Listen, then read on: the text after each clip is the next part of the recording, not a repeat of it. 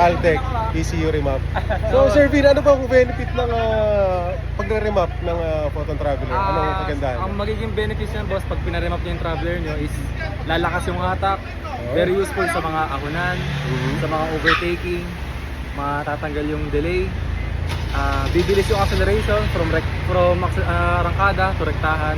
And then titipid, yun yung Wow, pinaka-main so ko. hindi na compromise yung yung fuel efficiency. Hindi. Kasi yung kung pan-daily lang naman yung gagawin nating tono, within safety limits, titipid siya. Okay, so ibig sabihin, yung pagre-remap natin, pwedeng pang racing. Oh, boss, pang Tsaka racing, pwedeng pang daily daily. use. Tsaka Depende sa pwedeng, depende sa gamit mo. Off-road, mga So, ganyan. makakapili kami, no? Oh, boss. So yun, so sa lahat ng Depende mga sa sa lahat ng mga gustong magpa-remap ng kanilang mga Photon Traveler, lalo na yung mga 16-seaters, yan. Contact nyo Message lang, nyo lang, Caltech. yan. Caltech ECU Remap.